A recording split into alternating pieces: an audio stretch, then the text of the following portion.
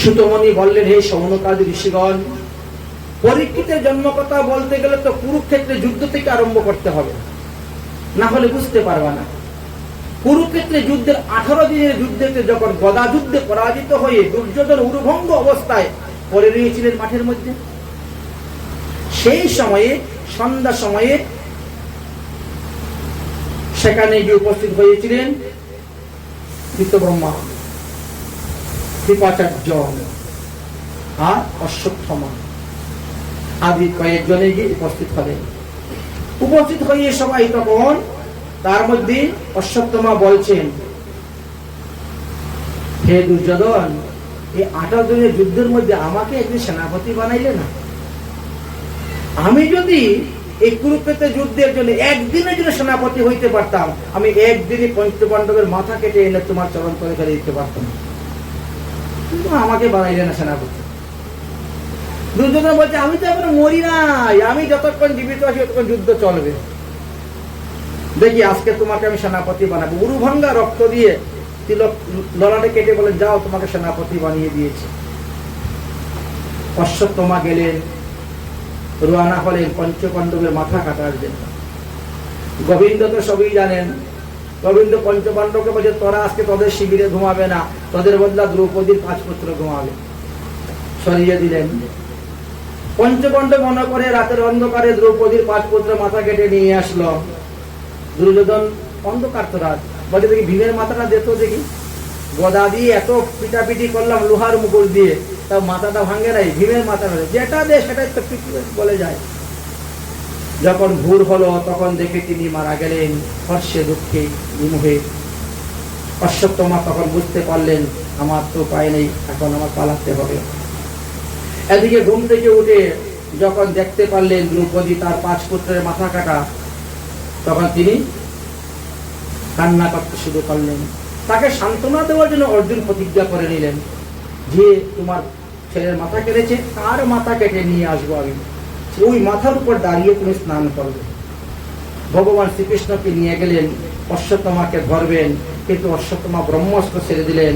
ভগবানের আদেশে ব্রহ্মাস্ত্র দিয়ে ব্রহ্মাস্ত্র নিবারণ করে অশ্বত্থামাকে পশুর মতন ধরে দড়ি দিয়ে বেঁধে তাকে নিয়ে আসলেন। কিন্তু এই অবস্থাতেও দ্রৌপদীর করুণা উদয় হয়ে গেল। তিনি বলছেন, মুচ্চত্তম মুচ্চত্তম শীঘ্রী ব্রাহ্মণাম নিত্যতাং গুরু। আরে ছেড়ে দাও, ছেড়ে দাও, আমার 5 পুত্র মরেছে, আমি যে দুঃখ পাচ্ছি, আজকে অশ্বত্থামা মারা গেলে তার মাও তো সেই রকম দুঃখ পাবে। হরিবোল হরিবোল।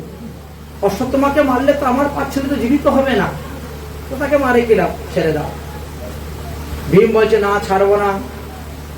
ভগবান তখন মধ্যস্থ হয়ে বললেন, ব্রাহ্মণের মস্তক মন্ডন করে দেওয়াই বল।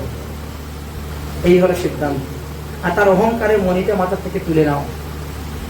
এইভাবে তার অহংকারের মণি তুলে নিলেন, মস্তক মন্ডন করে ছেড়ে দিলেন। কিন্তু তথাপিও তার শিক্ষা হলো না। সে এই অপমানের বদলা নেওয়ার জন্য আবার সে প্রস্তুত হচ্ছে।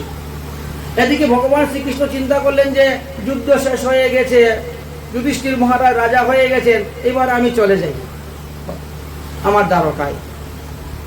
1 পাও রথের উপরে দিয়েছেন আর 1 পাও মাটিতে, দ্বারকায় যাবেন। এমন সময় অশ্বত্থামা 6টা বাণ মেরেছে। পঞ্চপাণ্ডবকে লক্ষ্য করে 5টা বাণ, আর অভিমন্যু স্ত্রী গর্ভবতী ছিলেন, তার গর্ভবত শিশুকে লক্ষ্য করে 1টা বাণ, 6টা বাণ। বাণ এসে যখন পড়েছে, সন্তান পেটের ভিতরে মারা গিয়েছে, এই জন্য উত্তরা চিৎকার করছে। অভিমন্যু স্ত্রী উত্তরা চিৎকার করছেন, কি প্রাহি প্রাহি মহাযোগিন দেব দেব জগৎ পথে, কৃষ্ণকে ডাকছেন। কি ব্যাপার? বলে, আমার পেটের সন্তান মারা গেছে, আমি খুব কষ্ট পাচ্ছি। তখন চেয়ে দেখে সর্বনাশ, 5টা বাণ আসতেছে। ভগবান তখন গদা হাতে নিয়ে দাঁড়িয়ে গেলেন। পঞ্চপাণ্ডবকে রক্ষা করার জন্য 5টা বাণকে আটকাছেন, আর এক অংশে উত্তরার গর্ভেতে প্রবেশ করলেন। গিয়ে উত্তরার গর্ভে যে সন্তান মারা গিয়েছে, সন্তানকে জীবিত করেছেন। জীবিত করে সেখানে তিনি অবস্থান করলেন। যথাসময়ে যখন অশ্বত্থামার এই বাণগুলাকে নষ্ট করে, অতঃপর ভগবান শ্রীকৃষ্ণ এবার দ্বারকায় যাবেন, রওনা হবেন। তখন হঠাৎ চিন্তা করলেন যে অনেকদিন হয়ে গেল, পিতামহ ভীষ্ম যুদ্ধক্ষেত্রে পড়ে আছেন শরশয্যাতে, যাই তো ওনাকে একটু দেখে আসি। যাওয়ার আগে ভগবান শ্রীকৃষ্ণ বললেন যে চলো একবার দেখে আসি। পঞ্চপাণ্ডবরা তখন কৃষ্ণের কথা রাজি হয়ে গেল, ঠিক আছে তাহলে চলুন দেখার জন্য। কিন্তু ভগবানের মনটা হলো কেমন করে, কুরুক্ষেত্রে যুদ্ধ শেষ হয়ে গেছে, 58 দিন হয়ে গেছে, কোথায় কোথায় 54 দিন লেখা, কোথায় কোথায় 58 দিন লেখা, যাই হোক এতদিনের মধ্যে মনে ছিল না পিতামহ ভীষ্মকে দেখার জন্য, আর আজকে মনে হলো দেখার জন্য। কারণটা কি?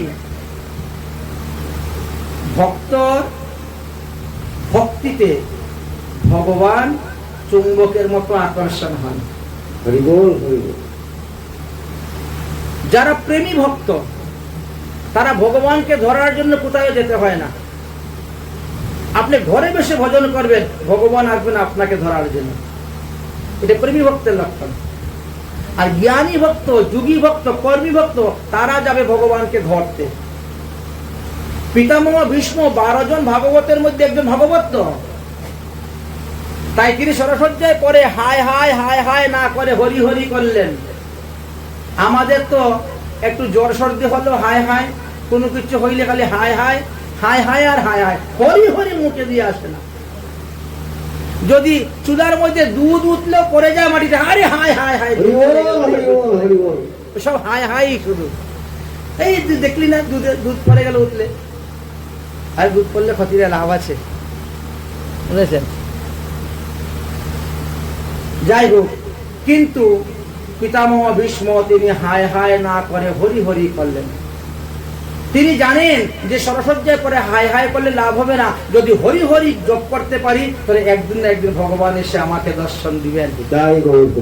কারণ যতদিন পর্যন্ত আমার হৃদয়টা পাপের দ্বারা মলিন আছে ততদিন ভগবান আমাকে দর্শন দিবেন। তো পাপ নাশের একমাত্র উপায় হলো হরিনাম। এই জন্য তিনি হায় হায় না করে হরিনাম করতে শুরু করেছেন। मैं तो जपू सदा तेरा नाम, दयालु दया कर। मैं तो जपू सदा तेरा नाम, दयालु दया कर। मैं तो जपू सदा तेरा नाम, दयालु दया करो। मैं तो जपू सदा तेरा नाम, दयालु दया करो। दयालु दया करो, दयालु दया करो। जपो हरे कृष्ण हरे राम, दयालु दया करो। जपो हरे कृष्ण हरे राम, दयालु दया करो। मैं तो जपो सदा तेरा नाम, दयालु दया करो। मैं तो जपो सदा तेरा नाम, दयालु दया करो। द्वारका राहे भक्त तुम्हारे, द्वारका राहे भक्त तुम्हारे, द्वारका राहे भक्त तुम्हारे, द्वारका राहे भक्त तुम्हारे। अपनी दया का खुलो द्वारे, अपनी दया का खुलो द्वारे। पूरण करो सब काम, दयालु दया करो। मेरा पूरण करो सब काम, दयालु दया करो। मैं तो जपू सदा तेरा नाम, दयालु दया करो। मैं तो जपू सदा तेरा नाम, दयालु दया करो। পিতামহ ভীষ্মের মনের মধ্যে কি অভিলাষ ছিল? তিনার মনে অভিলাষ ছিল যতদিন পর্যন্ত ভগবান শ্রীকৃষ্ণ আমার সম্মুখে না আসবেন ততদিন পর্যন্ত আমি প্রাণ ত্যাগ করবো না। শরীর গলে যাক, পচে যাক, পুজ হয়ে যাক, পোকা হয়ে যাক, কিরা লেগে যাক, যা কিছু হোক, আমার তো ইচ্ছা মৃত্যু। আমি ইচ্ছা না করলে তো মৃত্যু হবে না। তবে আমার প্রতিজ্ঞা, যেদিন ভগবান আসবেন, নয়নে হেরিব তাহার বদন কমল, হৃদয়ে ধরিব তাহার চরণ যুগল, জিহ্বায় উচ্চারিব তাহার শ্রীকৃষ্ণ নাম, এইভাবে ইচ্ছা মোর ছাড়িবার প্রাণ।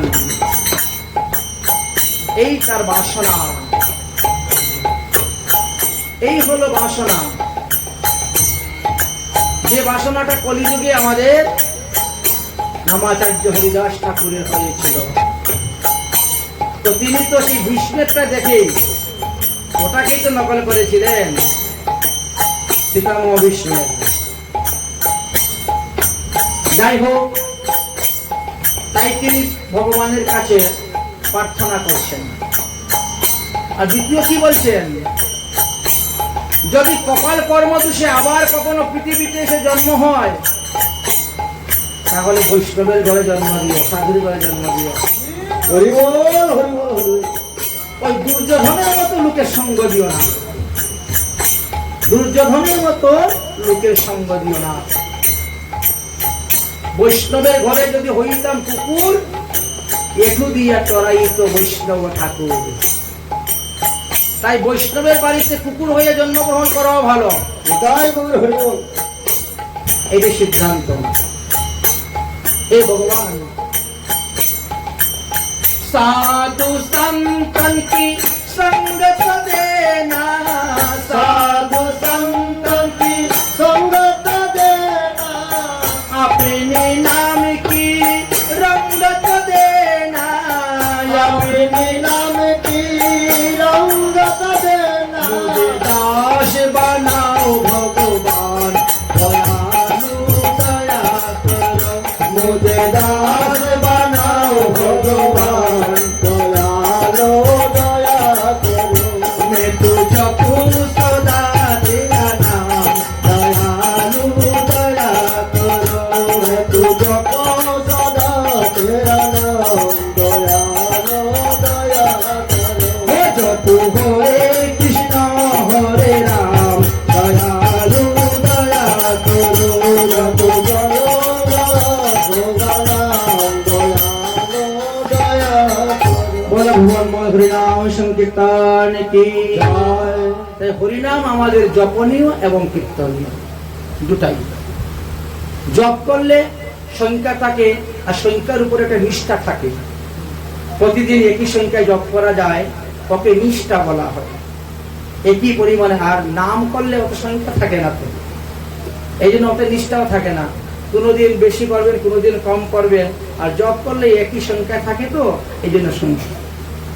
যাই হোক, ভগবান আসলেন, দর্শন দিলেন, কৃপা হলেন এবং তিনিও উদ্ধার হইলেন। অতঃপর ভগবান দ্বারকায় চলে গেলেন। দেখতে দেখতে দেখতে দেখতে যথা সময়ে উত্তরার গর্ভ হইতে একটি সন্তান প্রসব হলো। সন্তান প্রসব হওয়ার পরে সে সবার মুখের দিকে তাকায়, পরীক্ষা করে মুখের দিকে তাকিয়ে, আর ইনি কি সেই ব্যক্তি নাকি আমি মাতৃগর্ভে যাকে দর্শন করেছিলাম? না, আবার ওর মুখের দিকে তাকায়, উনি কি সেই ব্যক্তি নাকি যাকে মাতৃগর্ভে দর্শন করেছিলাম? না। এইভাবে মানুষকে পরীক্ষা করতেন বলে তিনার নাম হয়ে গেল পরীক্ষিত। ভক্ত পরীক্ষিত কি জয়। বৈশাখ মাসের মাধবী পূর্ণিমা তিথিতে পরীক্ষিত মহারাজ জন্মগ্রহণ করেছিলেন। ভগবান বিষ্ণু মাতৃগর্ভে তাকে রক্ষা করেছেন বলে তার কুলকুণ্ডলিতে নাম ছিল বিষ্ণুরাজ। পরীক্ষিতটা ডাক নাম, কিন্তু কুষ্টির মধ্যে আমাদের ত্রিভুজি তৈরি করে কুষ্টি বানাই, ওই কুষ্টির মধ্যে নাম ছিল তার বিষ্ণুরাজ। আর এমনি ডাক নাম হলো পরীক্ষিত। যাই হোক, পরীক্ষিত শশীকলার নিয়ে ধীরে ধীরে ধীরে ধীরে তিনি বড় হতে শুরু হলেন। শশীকলার ন্যায় ধীরে ধীরে তিনি বড় হতে শুরু হলেন। তারপরে তিনি বিবাহ করলেন এবং তিনি বিবাহ করার পরে তার জন্মজয় আদি অনেকগুলি পুত্র সন্তান জন্মগ্রহণ করেছিল। তারপরে একদিন তিনি চিন্তা করলেন যে ভগবানের লীলাভূমি শ্রীধাম বৃন্দাবন আমি দর্শন করতে যাব। এতদিন হয়েছে ভগবান লীলাভূমি দর্শন করি নাই তো, অতএব ভগবান লীলাভূমি দর্শন করতে যাব। ভগবান লীলাভূমি যখন দর্শন করতে গিয়েছেন তখন সেখানে ছিল ভগবান শ্রীকৃষ্ণের প্রপুত্র, মানে নাতির ছেলে। ভগবানের ছেলের নাম ছিল প্রদ্যুম্ন, প্রদ্যুম্নের ছেলের নাম ছিল অনিরুদ্ধ, অনিরুদ্ধের ছেলের নাম ছিল বজ্রনাভ। ওই বজ্রনাভ তখন মথুরা মন্ডলের রাজা, আর পরীক্ষিত মহারাজ হস্তিনাপুরের রাজা, দুজন মোটামুটি সমবয়স্কই। তো এতদিন পরে তিনি ভগবানের লীলাভূমি বৃন্দাবন দর্শন করতে গিয়েছেন। পরীক্ষিত তখন বলছেন, দেখো তোমার পূর্বপুরুষ ভগবান শ্রীকৃষ্ণ আমার পূর্বপুরুষ পঞ্চপাণ্ডবদেরকে সর্বদা রক্ষা করেছেন। তিনার ছত্রছায়ায় থেকে তারা কুরুক্ষেত্রে যুদ্ধে জয়লাভ করেছিল, হস্তিনাপুরে রাজ্য পেয়েছিল। আজ আমি চেষ্টা করব ধন, মন, প্রাণ, দেহ দিয়ে তোমাকে রক্ষা করা। হরি বল, হরি বল। দেখেন পরীক্ষিতের, অতএব তোমার এই রাজ্যের মধ্যে শুধু জঙ্গল আর জঙ্গল, লোকজন তো কম, বসত বাড়ি কম, আমি বাইরের থেকে মানুষের বসত বাড়ি তৈরি করে দিচ্ছি। ভগবান শ্রীকৃষ্ণ অন্তর্ধান হওয়ার পর এত আর 17 বার জরাসন্ধের সঙ্গে যুদ্ধ করতে করতে তো অনেক মারা গিয়েছিল, যার করে নেলেন। তারপরে যে যে গ্রামে ভগবান যে যে লীলা করতে, সেই লীলা অনুসারে সেখানে মন্দির, সেখানে কুণ্ড তৈরি করা, সেখানে নাম দেওয়া, এগুলি পরীক্ষিতের কাজ শুরু হলেন। 84 কিছু ব্রজমণ্ডল ঘুরে ঘুরে সব জায়গার নাম লিখে সবকিছু দিয়ে তৈরি করতে করতে যখন গিরিরাজ গোবর্ধন তটে আসলেন, তখন উদ্ধব মহাশয়ের সঙ্গে দেখা। উদ্ধব মহাশয়ের সঙ্গে যখন তিনার দেখা হলো, তখন তিনি উদ্ধব মহাশয়কে দণ্ডবত প্রণাম করলেন। পরীক্ষিতের ওই ইয়ের দ্বারা চিনতে পারলেন, উনি তো আগে চিনতেন না। চিনলেন কার দ্বারা? চিনলেন বজ্রনাভের দ্বারা। প্রণাম করলেন, প্রণাম করার পরে বললেন যে আমি এখন আপনার মুখ থেকে ভাগবত কথা শুনতে চাই। যেহেতু ভগবান শ্রীকৃষ্ণ অন্তর্ধান হওয়ার 7 দিন পূর্বে আপনাকে ভাগবত কথা বলে গিয়েছেন, এটা শুনেছি, অতএব আপনি আমাদেরকে ভাগবত কথা শ্রবণ করেন। তিনি বললেন আমার এই ভাগবত কথা এখন শোনাতে গেলে 1 মাস সময় লাগবে, অতএব তুমি চতুর্দিকে নিমন্ত্রণ দাও, বড় করে প্যান্ডেল উন্ডেল তৈরি করো, লোক থাকা খাওয়ার ব্যবস্থা করো, তবে তো ভাগবত কথা হবে। ঠিক আছে, কোথায় তৈরি করে দিলেন? কুসুম সরোবরে। কুসুম সরোবরের ওই কর্নারের দিকে এখনো আছে সেই জায়গাটা, যেখানে উদ্ধব মহাশয় সর্বপ্রথম ভাগবত কথা বলেছিলেন। যেদিন ভাগবতের অধিবাস হবে, ভাগবতের পূজা করে ভাগবত পাঠ শুরু হবে, সবকিছু তৈরি, ভাগবত আরম্ভ, ভাগবতের পূজা হচ্ছে, গ্রন্থ পূজা করে ভাগবত পাঠ করতে বসবেন। এমন সময় হস্তিনাপুর থেকে দূত এসে উপস্থিত হয়ে গেল, মহারাজ পরীক্ষিত, আপনার রাজ্যেতে কলি ঢুকে গেছে। তিনি বলেন আমি যে ভাগবত কথা শুনতে বসেছি, এখন কি করা যায়? উদ্ধব মহাশয় বললেন যে ভাগবত কথা তোমাকে শুনতে হবে না, তুমি চলে যাও কলিকে নিগ্রহ করার জন্য।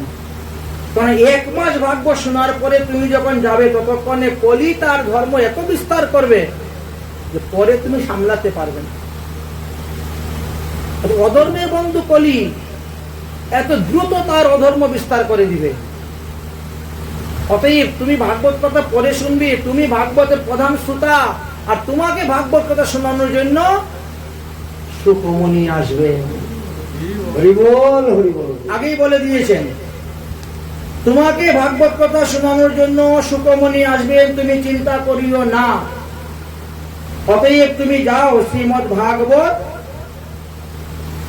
পরে শুনবে, আগে কলিকে নিগ্রহ করো। কলিত নিগ্রহ সাইমিতত ভাষ্যানম স্থিতমম ভাগবত সম্পত্তিম কথম মম ভবিষ্যতি। বলছেন কলিকে নিগ্রহ করতে গিয়ে যে আমি মরে যাই কলির সঙ্গে যুদ্ধ করতে গিয়ে, তাহলে তার আমার ভাগবত কথা শোনা হবে না। বলে না না, চিন্তা করিও না,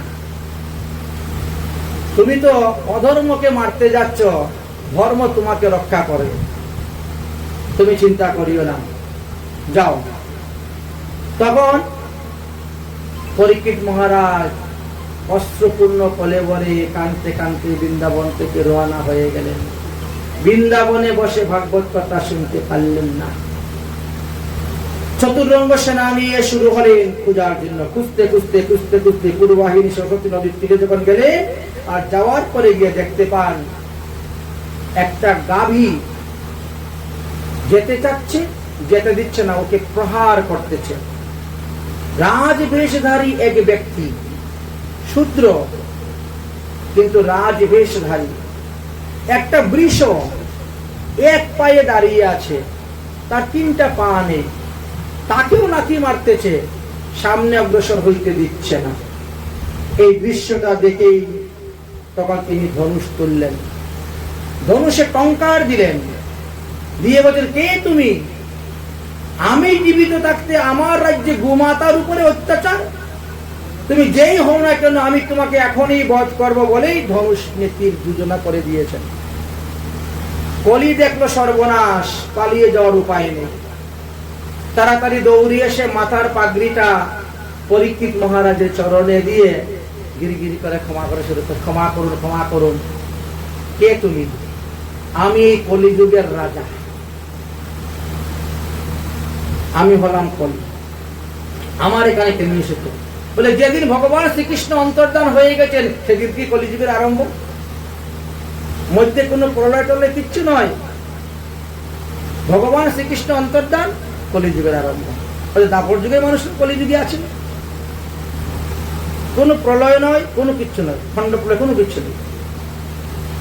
আচ্ছা, তো 30 বছর হয়ে গেছে, কিন্তু আজ 30 বছরের বেশি হয়ে গেছে কলিযুগের পরমায়ু, অথচ আমি আমার ধর্ম এখনো বিস্তার করতে পারি নাই।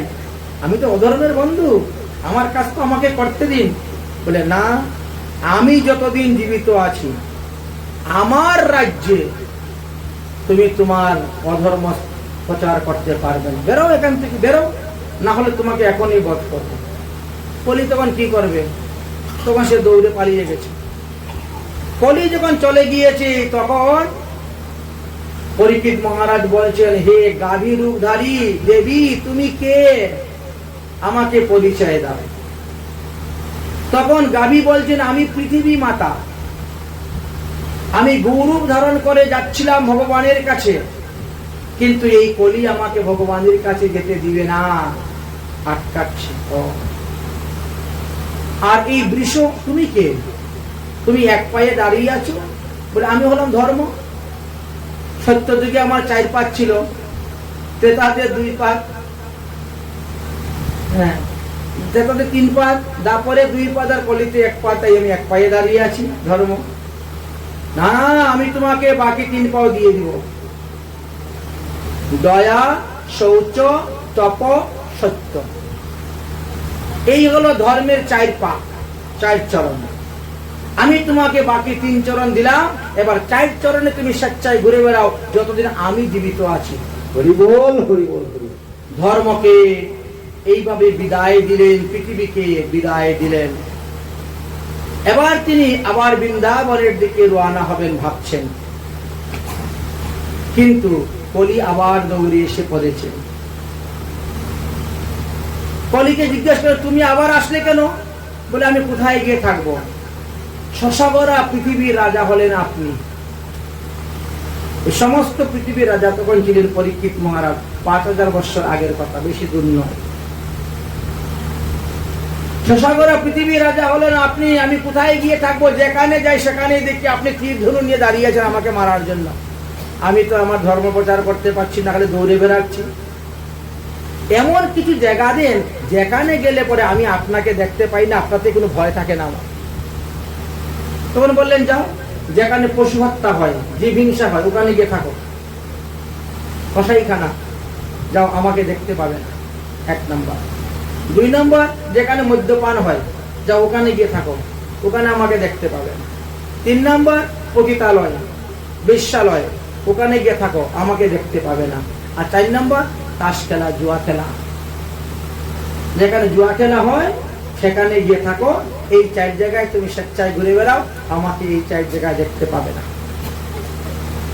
কলি চলে গেলেন, এই 4 জায়গায় তিনি ঘুরে ঘুরে ঘুরে ঘুরে তিনার অধর্ম তিনি প্রচার করতে শুরু করেছেন। কিন্তু সেই সময় তো মানুষের যে ধর্মকর্মের দিকে মনোযোগ ছিল, অধর্মের সংখ্যা তখন কম ছিল। এখন যেরকম অধর্ম সংখ্যা বেশি, ওরকম ছিল না। তো কলিতে তা তো ধর্ম বেশি বিস্তার করতে পারছে না। সবাই তো আর তাস খেলেও না, আর সবাই বিশ্বালেও যায় না। এবার কি করবে? এখন চিন্তা করলো, পরীক্ষিতকে না মারা পর্যন্ত তো আমার কার্য সিদ্ধি হবে না। আর পরীক্ষিতকে মারতে গেলে কি করতে হবে? একটা উপায় সৃষ্টি করতে হবে। আর পরীক্ষিত তো বিশ্বাল হয়ে যায় না, মদ্যপান করে না, জুয়া খেলে না, পশু হত্যাও করে না, তাকে মারবো কেমন করে? তাকে মারবো কেমন করে? কিছুদিন পরে ঘুরতে ঘুরতে আবার এসেছে, মহারাজ মহারাজ কি তুমি আবার আসলে কেন? বলে আপনি আমারে থাকার জন্য 4টা নিকৃষ্ট স্থান দিয়েছেন, একেবারে নিকৃষ্ট স্থান 4টা আমাকে দিয়েছেন। আরে অন্তত একটা তো ভালো স্থান দেন, উত্তম স্থান দেন, একটা ভালো স্থান একটা দেন। যা সুবর্ণের মধ্যে তোকে স্থান দিলাম, থাক। এই দেখেন, দৈবক্রমে মুখে বেরিয়ে গেল, সুবর্ণের মধ্যে স্থান দিয়েছেন। কলি বলে এইবার তোমার মাথা নষ্ট করব। তুমি তো রাজা, মাথার মধ্যে সুবর্ণের মটুক দিয়ে বসো, গলার মধ্যে সোনার চেইন, হাতের মধ্যে আঙ্গুলের মধ্যে আংটি সব সোনার, এবার আমি তোমার মাথা নষ্ট করতে পারবো। কিন্তু তখন পারে নাই, কারণ যুধিষ্ঠির মহারাজের মাথার মুকুট ছিল, এই জন্য সে করতে পারে নাই। কিন্তু বিধি বড় বলবান, দৈবের বল মারাত্মক। দৈব এমন এক বস্তু, এত বলবান দৈব যে তিনি হঠাৎ করে মনে হলো কি, যদি কোনো কারণে আমার দেশের মধ্যে দুর্ভিক্ষ আসে, তাহলে কি আমি আমার প্রজাদেরকে রক্ষা করতে পারবো? দেখি তো আমার ঘরের ভিতরে আমার বাপ দাদারা কেমন ধন সম্পত্তি রেখে গেছেন, আজকে একটু সন্দুকগুলা খুলে দেখি তো। খাজানা ঘরে গিয়েছেন। খাজানা ঘর মানে কুষাগার, কুষাগারে গিয়েছে দেখার জন্য। আগেরকার দিনে রাজারা কুষাগার একটু দূরে বানাতেন, বুঝেছেন? যেমন মনে করেন আমাদের নন্দ মহারাজ গোকুলে ছিলেন, তারপরে নন্দগ্রামে ছিলেন, কিন্তু কুষাগার ছিল কোথায়? বর্তমানে যেটা কুশিকলাতে নন্দ মহারাজের কুষাগার ছিল। ওখানে ধন রত্ন সব লুকিয়ে রাখতেন। বলা যায় না তো কখন রাজবাড়ি আক্রমণ হবে, কখন কি হবে, ধন লুটপাট হয়ে যাবে, এই জন্য আলাদা রাখতেন। ঠিক তেমনি ভাবে পঞ্চপাণ্ডবদেরও একটা কুষাগার ছিল, খাজানা ঘর। আজ রাজা পরীক্ষিতের মনে হলো আমি কুষাগারে গিয়ে দেখি কি কি সম্পদ আছে। যখন কুষাগার খুললেন, তখন দেখেন হাজার হাজার স্বর্ণের মুকুট। ওই যে যুদ্ধ করে করে জয়লাভ করে করেছিলেন, সমস্ত রাজাদেরকে পরাজিত করে করে মাথার মুকুট এনে রেখেছিলেন। তার মধ্যে একটা মুকুট দেখা গেল বিরাট সুন্দর, বিশাল বড়, ভারী। এটা ছিল জরাসন্ধুর মাথার মুকুট। ভীম জরাসন্ধু, মগধদেশের রাজা জরাসন্ধুকে বধ করে এনে রেখেছিলেন। ওটা দেখে পছন্দ হয়ে গেল, আজকে তাহলে এই মুকুটটা মাথায় দিয়ে আমি রাজকার্য করব। এত সুন্দর একটা মুকুট করে আছি। যুধিষ্ঠির মহারাজের মাথার মুকুটটা খুলে রেখে দিলেন, আর জরাসন্ধুর মাথার মুকুট মাথায় দিয়ে দিলেন। ঢুকে গেল কলি। 7 পয়সার উপার্জিত স্বর্ণের মধ্যে কলি ঢুকবে না কখনো।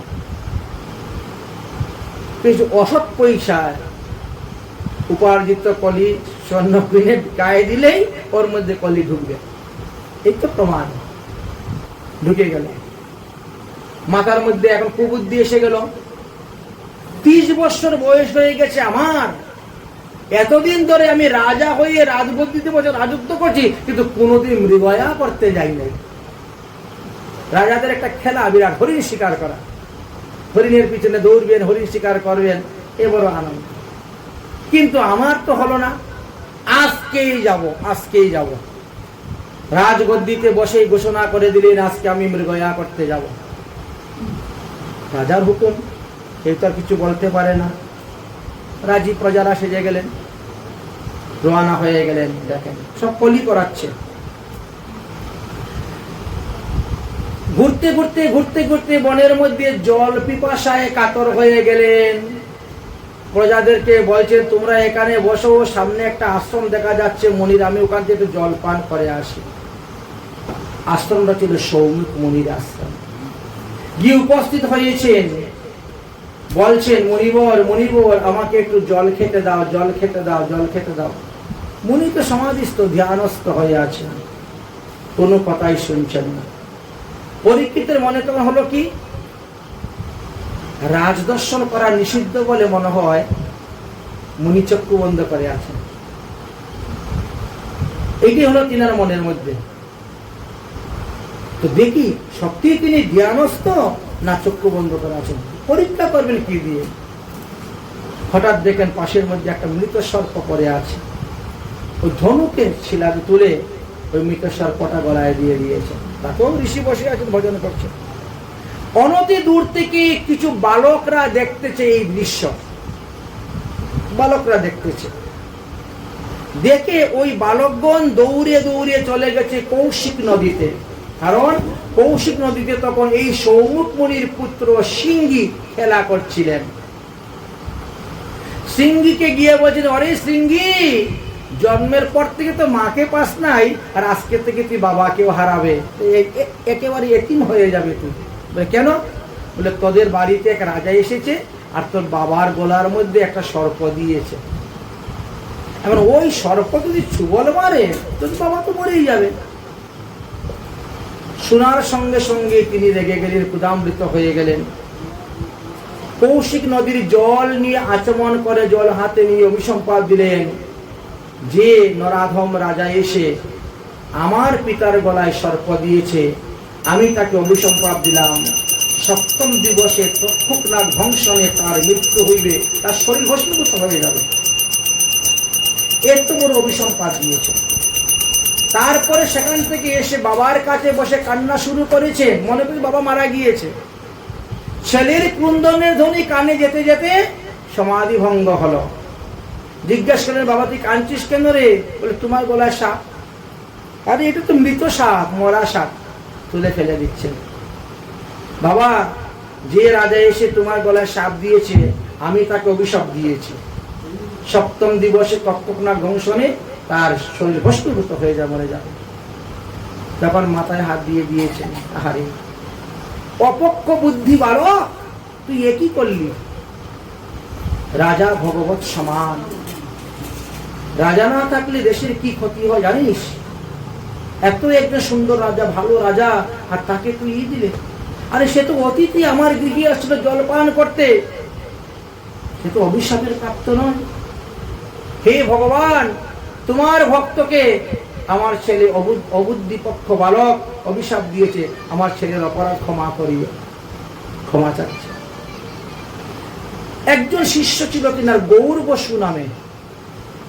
গৌর বসুকে বললেন, তুই তাড়াতাড়ি হস্তিনাপুরে গিয়ে মহারাজ দশরথ পরীক্ষিতকে বল যে 7 দিনের মধ্যে ভগবান প্রাপ্তি হওয়ার কোন উপায় থাকলে যেন তিনি করে নেন, আর সপ্তম দিবসে তৎক্ষণাৎ ধ্বংসনে তিনার মৃত্যু হবে।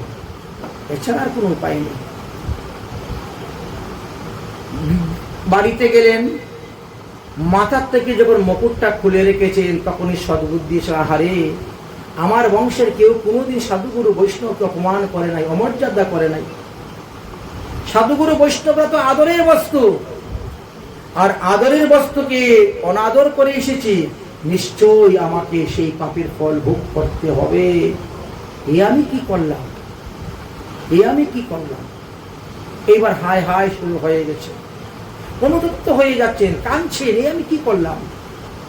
কিন্তু এমন সময় গৌর বসু এসে উপস্থিত হয়ে গেছে। হে মহারাজ পরীক্ষিত, আপনি আমার গুরুদেবের আশ্রমে গিয়ে আমার গুরুদেবের গলাতে সর্প দিয়ে এসেছেন। সেই কারণে গুরুপুত্র আপনাকে অভিসম্পাদ দিয়েছে, সপ্তম দিবসে তক্ষকনাগ ধ্বংসনে আপনার মৃত্যু হবে, অতএব মৃত্যুর পূর্বেই আপনি ভগবত প্রাপ্তির উপায় করে নিন। হরিবল হরিবল হরিবল। শ্রবণ মাত্র সঙ্গে সঙ্গে বলছেন জনমেজয়, বড় ছেলে জনমেজয়কে ধরে গেলে রাজগদ্দিতে বসে, আজকে থেকে তুই হলে রাজা, বস। মাতার মুকুট তাকে পরিয়ে রাজবিশ্ব করে রাজা। সবাইকে, তোমার মাকে দেখাশোনা করিও, তোমার ভাইকে দেখাশোনা করিও, বিষয় সম্পত্তি প্রজাদের দেখাশোনা করিও, সব দায়িত্ব দিয়ে দিয়েছে। মুহূর্তের মধ্যে সবকিছু দিয়ে একখান কুশাসন বগলে করে নিয়ে গঙ্গার তীরে উপস্থিত। কারণ তক্ষক দংশন দিবে, শরীরটা জলের গঙ্গা জলে পড়ে যাবে, বাস একটা গতি তো হইবে। এই জন্য গঙ্গার তীরে গিয়ে বসেছেন। সেই সময়ে অনেক মুনি ঋষিরা তীর্থ ভ্রমণ করতে বেরিয়েছিলেন। মুনি ঋষিগণ যখন তীর্থ ভ্রমণ করতে বেরিয়েছিলেন, তীর্থ ভ্রমণ করতে করতে করতে করতে তারা হস্তিনাপুরের পাশ দিয়ে যাচ্ছেন। এমন সময় লোকমুখে শুনতে পেলেন যে পরীক্ষিত মহারাজের উপরে ব্রহ্মশাপ, 7 দিন পরেই তিনি মারা যাবেন। জয় গৌর হরিবল। তখন অত্রি, বৈশিষ্ট্য, চাবন, শরণ, অভিষ্ট, ভিগু, অঙ্গিরা, পরাশুর, বিশ্বামিত্র, পরশুরা, প্রত্যক্ত, ইন্দ্রপ্রস্থ, সুবাহু আদি অনেক অনেক নাম দিয়েছেন। সব মুনি ঋষিরা তখন চিন্তা করলেন যে চলো রে একটু পরীক্ষিত মহারাজকে দেখি। তো বিরাট বড় ভক্ত, পঞ্চপাণ্ডবের বংশধর, যাকে মাতৃগর্ভে ভগবান রক্ষা করেছিলেন।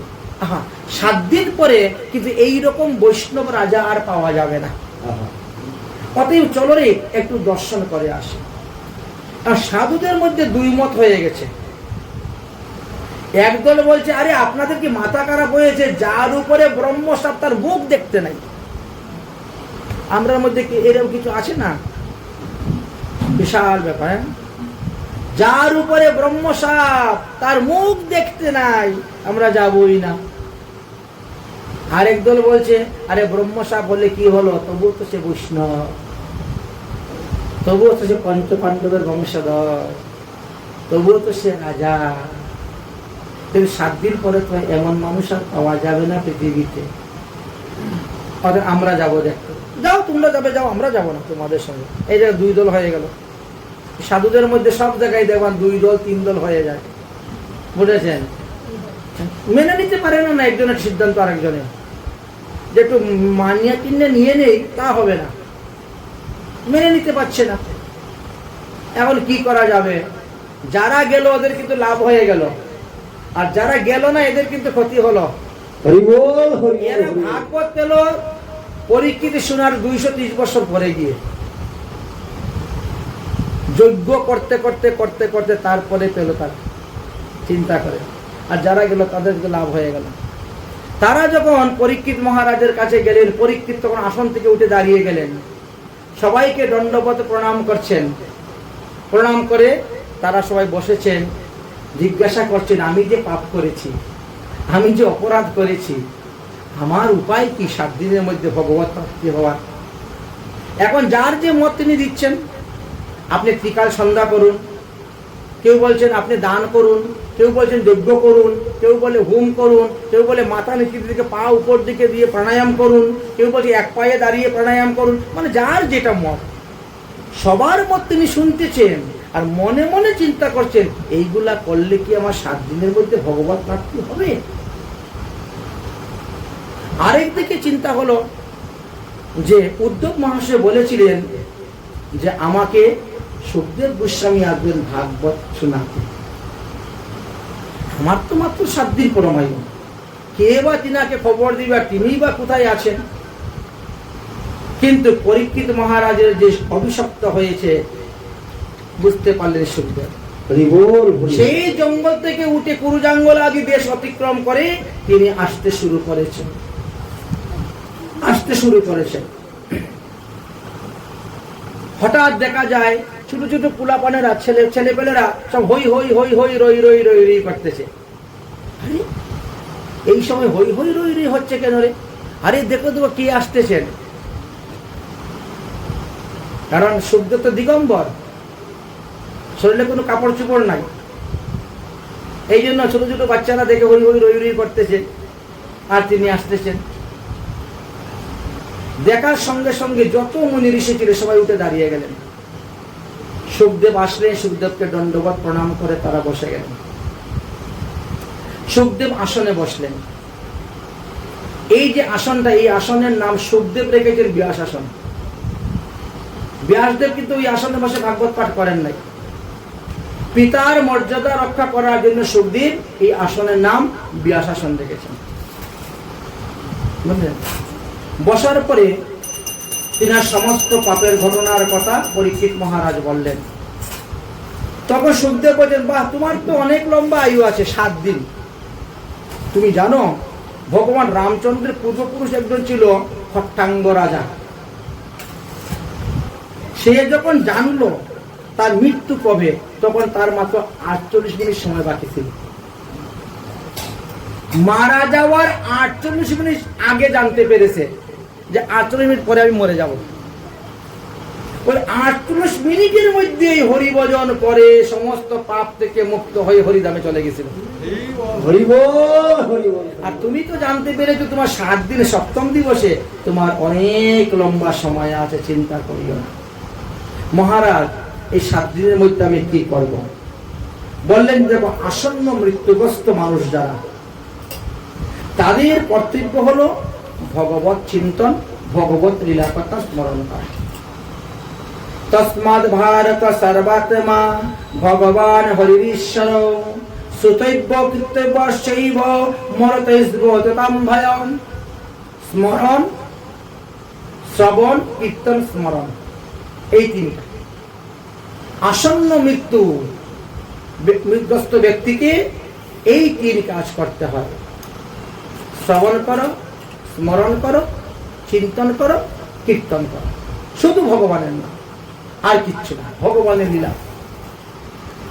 তখন বলছেন, আমার মতো বিষয় আসক্ত মানুষ 7 দিন ভগবানের কথা শুনলে, চিন্তন করলে কি উদ্ধার হইতে পারবো? কেন পারবে না? বলে, মুনি ঋষিরা যে হাজার হাজার বছর তপস্যা করে কিছু হয় না।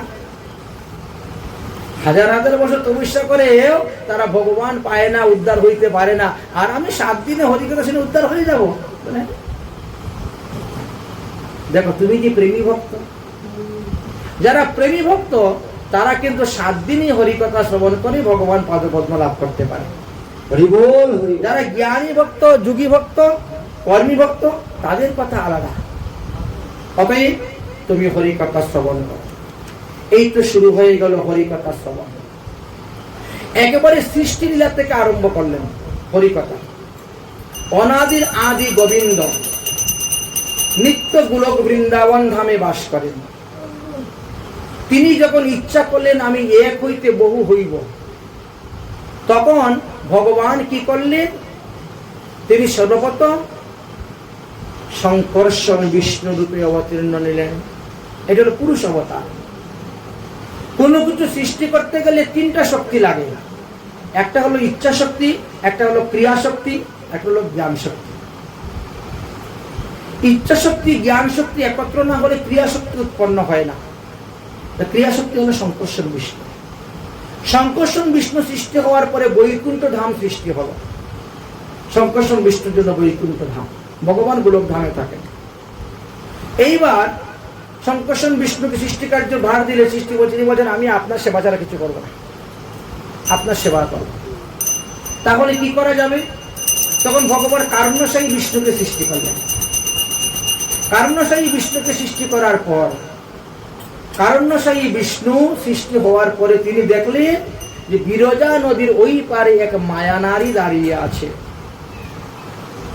মায়া নারীকে দর্শন যখন করলেন, পরে তিনি মোহিত হয়ে গেলেন মায়ায়।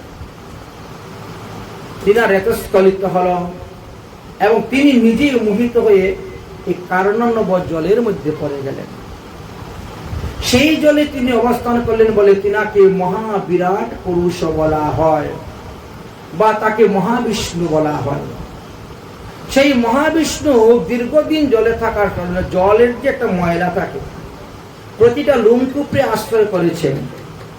তার থেকে ভগবানের কৃপাতে এক একটা ব্রহ্মাণ্ড সৃষ্টি হলো এক একটা লোমকূপের মধ্যে। সেই ব্রহ্মাণ্ডের মধ্যে প্রাণী সৃষ্টির ভার, প্রজারক্ষক ভার দিলেন কাকে দিবেন? তখন গর্ভোৎসাহী নামে আরেকজন বিষ্ণু সৃষ্টি করলেন। সেই গর্ভোৎসাহী বিষ্ণু ব্রহ্মাণ্ডের গর্ভে প্রবেশ করলেন। প্রবেশ করে দেখেন সমস্ত ব্রহ্মাণ্ড অন্ধকার, কিছুই নেই। সমস্ত দেহের থেকে তাপ দিয়ে আলোকিত করলেন, শরীর থেকে অজস্র ঘাম বেরোলো, ঘামের জলে অর্ধ ব্রহ্মাণ্ড পরিপূর্ণ হয়ে গেল। শয্যাশায়ীতে গেলেন, স্বয়ংকে সঙ্গে শেষ না গিয়ে কোনা ধরে তিনি বালির শয্যা আসন সব হয়ে গেলেন। ভগবান গর্ভোৎসাহী বিষ্ণু অনন্ত শয্যায় সজ্জিত হলেন। ভগবানের ইচ্ছায় তিনি নাভি হইতে একটি পদ্ম ফুল বেরোলো। সেই পদ্ম ফুল হইতে ব্রহ্মার জন্ম হলেন। ব্রহ্মার জন্ম হওয়ার পরে ব্রহ্মা শুনলেন কি তপস্যা করো, তাহলে তুমি আমাকে দেখতে পাবে। তিনি আরম্ভ করলেন তপস্যা। তপস্যা করতে করতে করতে করতে ভগবান তখন তিনার সামনে আসে দর্শন দিলেন। ব্রহ্মাকে বললেন, পূর্ব কল্পে যেভাবে সৃষ্টি কার্য হয়েছিল তুমি সেভাবে সৃষ্টি কার্য আরম্ভ করো। আমি তোমাকে আশীর্বাদ দিলাম, তুমি হলে এই ব্রহ্মাণ্ডের ব্রহ্মা, এই ব্রহ্মাণ্ডের প্রজাপতি, তোমাকে প্রজা সৃষ্টি করতে হইবে। প্রজা সৃষ্টির দায়িত্ব দিলেন। এইবার প্রজাগণকে রক্ষা করবে কে? এই জন্য তিনি ক্ষীরোদশায়ী বিষ্ণু তৈরি করলেন। এবং সংহার করবে কে? তার জন্য মহাদেব সৃষ্টি করলেন।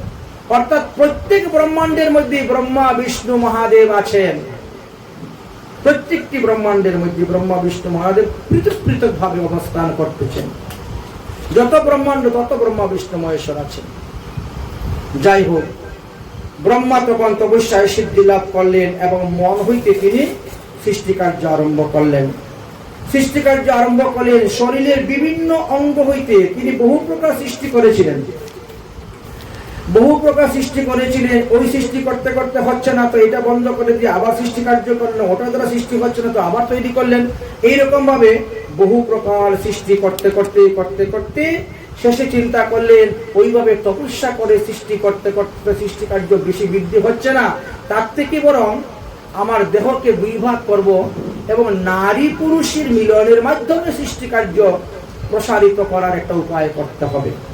এই জন্য ব্রহ্মা নিজের শরীরকে দ্বিধা বিভক্তি করলেন এবং ডাইন অংশ থেকে স্বয়ংভূ মনু এবং বাম অংশ থেকে শতরূপা উৎপন্ন হলেন। স্বয়ংভূ মনু এবং শতরূপা এই দুজনকে বললেন, এবার তোমরা সৃষ্টি কার্য আরম্ভ করো। তারা বললেন, পিতাজি, আপনি যাদেরকে সৃষ্টি করেছেন তারা স্থূলদেহ এবং সূক্ষ্মদেহ উভয় দেহে বাস করতে পারে, কিন্তু স্বামী স্ত্রী মিলনের দ্বারা যে সন্তান উৎপন্ন হবে তার জন্য একটা ধরিত্রী, ধরুণী, বসুন্ধরা চাই, না হলে ওরা থাকতে পারবে না। থাকবে কোথায় সৃষ্টির জীব? তোমার চিন্তা করলেন, একথা তো সত্যি, পৃথিবী তো এখন রসাতলে আছেন, জলমগ্ন, তার থেকে তুলব কেমন করে? চিন্তা যখন করতেছেন, চিন্তা করতে করতে ব্রহ্মার নাক হইতে অঙ্গুষ্ঠ পরিমাণের এক ক্ষুদ্র বরাহ বেরোলেন। বরাহ মূর্তি প্রকট হয়ে তিনি দেখতে দেখতে বিরাট আকার ধারণ করে ফেললেন। বিশাল আকার, হাত হস্তির ন্যায় আকার ধারণ করে তিনি ওই জলের মধ্যে নামলেন। জলে নেমে বরাহদেব নিচে চলে যাচ্ছে পৃথিবী দেবীকে উদ্ধার করার জন্য। তখন হিরণ্যকশিপু, হিরণ্যকাক্ষরা অন্য ব্রহ্মাণ্ডে ছিলেন, অন্য পৃথিবীতে ছিলেন, এখানে ছিলেন না। কারণ ব্রহ্মাণ্ড তো একটা দুইটা নয়, সৃষ্টিকার্য তো বিভিন্ন স্থানে হচ্ছে। তারা বিভিন্ন স্থানে ঘুরতে ঘুরতে বরুণ দেবের কাছে গিয়েছেন, গিয়ে বলছেন, আমাদের সঙ্গে যুদ্ধ করো, আমরা যুদ্ধ করার জন্য এসেছি। বরুণ দেব বলছেন, আমি বৃদ্ধ হয়ে গেছি, আমি এখন যুদ্ধ করি না, যুদ্ধবিদ্যা ছেড়ে দিয়েছি। তোমাদেরকে যদি যুদ্ধ করতে হয় তাহলে তোমরা ভগবান বিষ্ণুর কাছে যাও যুদ্ধ করার জন্য। ভগবান বিষ্ণুর জন্য যুদ্ধ করার জন্য তারা বৈকুণ্ঠের দিকে রওনা হয়েছিলেন। জয় বিজয়ের তারাই তো আসছিলেন, হিরণ্যকশিপু হিরণ্যকাক্ষ হয়ে রওনা হয়েছে। মধ্যস্থ নারদ মুনির সঙ্গে দেখা। নারদ মুনিকে জিজ্ঞাসা করলেন, নারদ মুনি, এবার তুমি বলো তো ভগবান বিষ্ণু কোথায়? বলে তিনি তো এখন বৈকুণ্ঠে নেই, তিনি বরাহ রূপ ধারণ করেছেন, আর ধারণ করে তিনি রসাতলে গিয়েছেন পৃথিবীকে উদ্ধার করার জন্য। অতএব যুদ্ধ করতে হলে সেখানে যাও। হিরণ্যকশ্য তখন বললেন, হিরণ্যকশিপু তুই দাঁড়া, আমি যাচ্ছি যুদ্ধ করতে। একজন যোদ্ধার সঙ্গে একাই তো যুদ্ধ করতে হয়, অতএব আমি যাচ্ছি যুদ্ধ করার জন্য। আর যুদ্ধ করতে গিয়ে দেখেন ভগবান দন্তাগ্রে করে পৃথিবীকে নিয়ে আসতেছেন। তখন কি বলে যুদ্ধ করবেন? কিছু বলে তো ঝগড়াঝাটি হবে, কথাবার্তা হবে, তারপরে তো যুদ্ধ হবে। হঠাৎ করে তো যুদ্ধ শুরু হয়ে যায় না। তাই গিয়ে প্রথমে গালি দিতেন, এই বন্য শকুর, ভগবানকে, হে বন্য শকুর, ব্রহ্মা আমাদের ভোগের জন্য এই পৃথিবী দেবীকে রসাতলে দিয়ে গিয়েছিলেন। তুমি আমাদেরকে না বলে আমাদের বস্তু চুরি করে নিয়ে কোথায় যাচ্ছ? না বলে আমাদের বস্তু নিয়ে কোথায় যাচ্ছ? এই বলে শুরু হলো গালিগালাজ। ভগবান কিছুই বললেন না। জলের উপরে উঠলেন, জলের উপরে উঠার পরে জলকে স্তম্ভন করে তিনি পৃথিবী দেবীকে রাখলেন। পৃথিবী দেবীকে রাখার পরে এই হিরণ্যকাক্ষের সঙ্গে ভগবান যুদ্ধ করতে শুরু করলেন। যুদ্ধ করতে করতে করতে করতে ভগবান হিরণ্যকাক্ষকে বধ করলেন। হিরণ্যকাক্ষকে বধ করার পরই তিনি যথাস্থানে প্রস্থান করেছিলেন। এই বরাহ ভগবানের লুম যেখানে যেখানে পড়েছিল সেখান থেকে কুশের উৎপত্তি হয়েছে, কাশ্যা। এই জন্য কাশ্যা পবিত্র বস্তু। কাশ্যা সব কর্মকাণ্ডে ব্যবহার করা হয়ে থাকে। কুশের উৎপত্তি যেখানে উৎপত্তি হয়েছিল এটাকে বলা হয় বহিষ্মতী নগর। সেখানে সর্বপ্রথম কুশ এবং কাশের উৎপত্তি হয়েছিল, যেখানে স্বয়ংভূ মনু রাজত্ব করতেন। যাই হোক, তারপরে পৃথিবী দেবী কে ব্রহ্মা পেলেন। ব্রহ্মা পাওয়ার পরে ব্রহ্মা পৃথিবী দেবীকে স্তুতি করলেন, প্রণতি করলেন, ভক্তি করলেন। পরে বললেন, হে পৃথিবী দেবী, আমি তোমাকে আশ্রয় তত্ত্ব রূপে চাচ্ছি, তুমি আমাকে ভূমি প্রদান করো।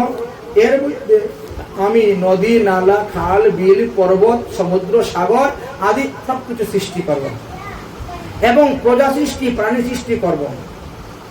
কত রকমের পূর্ব কল্পেতে যেভাবে প্রাণীগণ ছিল সেইভাবে আমি প্রাণীগণ সৃষ্টি করব, তুমি আমাকে ভূমি দান করো। পৃথিবী দেবী তখন এক কথায় রাজি হয়ে গেলেন এবং তখন তিনি ভূমি দান করলেন। ঠিক আছে, আমি তোমাকে দান করলাম। ব্রহ্মা সর্বপ্রথম পৃথিবী দেবীকে পূজা করেছিলেন। ব্রহ্মাই সর্বপ্রথম পৃথিবী দেবী পূজা করেছিলেন। পৃথিবী দেবীকে পূজা করে ব্রহ্মা এবার সৃষ্টি কার্য আরম্ভ করেছিলেন এবং সৃষ্টি কার্য বাড়তে বাড়তে বৃদ্ধি হতে হতে আমাদের এই পর্যন্ত এসে পৌঁছেছি।